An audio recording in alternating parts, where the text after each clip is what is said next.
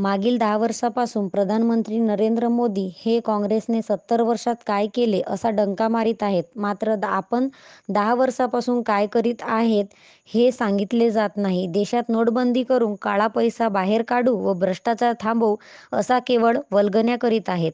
ना काळा पैसा आला ना भ्रष्टाचार थांबला. महाराष्ट्रात सध्या तोडफोडीचे राजकारण करून सत्ता मिळवण्यासाठी भाजपाने महायुती स्थापन केली. मात्र महाराष्ट्रातील जनता फार हुशार आहे.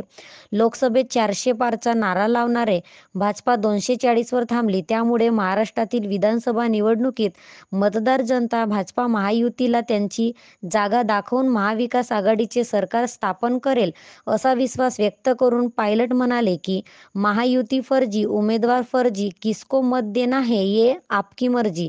यासाठी महाविकास आघाडीचे उमेदवार दिलीप बनसोड यांच्या पंजा चिन्हाची बटन दाबून जास्तीत जास्त मताने विजय करण्याचे आवाहन राजस्थानचे माजी उपमुख्यमंत्री तथा राजस्थान काँग्रेस प्रदेशाध्यक्ष काँग्रेस नेते सचिन पायलट यांनी केले. अर्जुनी मोरगाव विधानसभा क्षेत्राचे काँग्रेस आणि महाविकास आघाडीचे तडफदार उमेदवार माजी आमदार दिलीप बनसोड यांच्या प्रचारार्थ जिल्हा परिषद हायस्कूल अर्जुनी मोरगावच्या पटांगणात दिनांक 13 नोव्हेंबरला आयोजित प्रचार सभेत सचिन पायलट बोलत होते. पुढे बोलताना सचिन पायलट म्हणाले की केंद्रातील भाजपा सरकारने शेतकरी विरोधी व उद्योगपतींना फायद्याचे असे 3 कायदे केले. मात्र शेतकऱ्यांच्या तीव्र आंदोलनाने सरकारला 3ही कायदे रद्द करावे लागले. सध्याचे केंद्र सरकार ही शेतकरी विरोधी आहे. गैर भाजपा मुख्यमंत्र्यांना ईडी, सीबीआय यंत्रणेचा धाक दाखवून जेलमध्ये टाकले जाते. भारताचे संविधान या देशातील शेतकरी, शेतमजूर व गोरगरिबांच्या हिताचे आहे. त्यामध्ये छेडछाड करण्याचे महापाप भाजपा सरकार करीत आहे. त्यामुळे ही निवडणूक आपल्या अस्तित्वाची असून आपले भविष्य बनवणारी असल्याने महाविकास आघाडीची महाराष्ट्र सरकार आणण्यासाठी अर्जुनी मोरगाव विधानसभेतून काँग्रेसचे उमेदवार दिलीप बनसोड यांना निवडून देण्याचे आवाहन केले.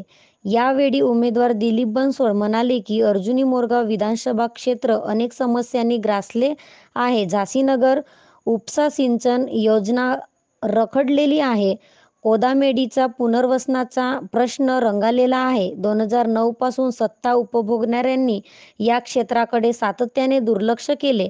मी लोकांची कामे करणार माणूस आहो. या विधानसभा क्षेत्रातील जनतेच्या पायाला टाचलेला काटा दातांनी काढण्याची माझी तयारी असल्याने या क्षेत्राच्या सर्वांगीण विकासासाठी पंजा चिन्हाची बटन दाबून मला विजयी करण्याचे आवाहन केले.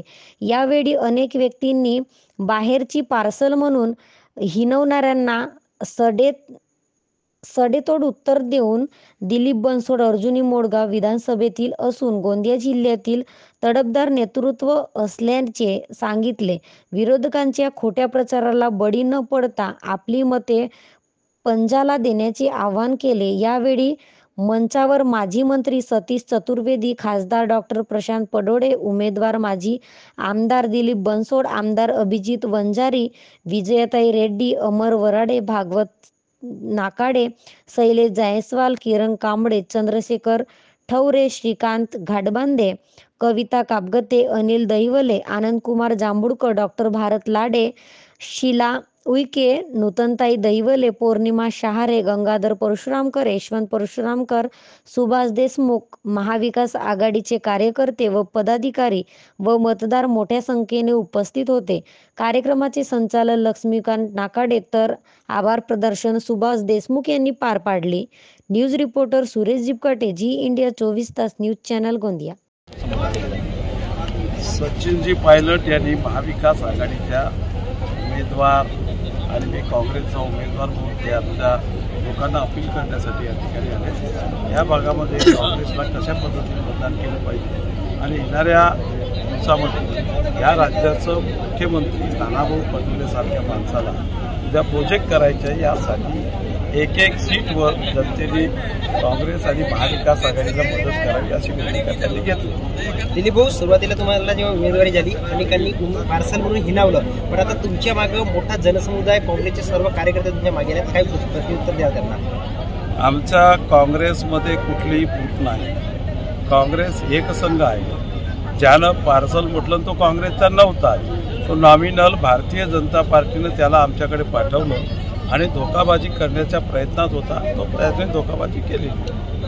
कसा प्रतिसाद मिळत आहे? आम्ही प्रचारामध्ये फिरताना गावोगावी मोठ्या संख्येनं लोक आमचा आवाज ऐकल्याच्या नंतर बाहेर येतात, सभांमध्ये राहतात आणि प्रतिसाद उत्तम प्रकारे आहे. याच्यात कुठली शंका नाही. प्रचाराला तर शेवटची 3 ते 4 दिवस उरलेली आहेत. आणखी काही मोठ्या नेत्यांच्या सभा वगैरे होणार? नानाभाऊ पटोले साहेबांची उद्या सभा आहे 2-3 ठिकाणी.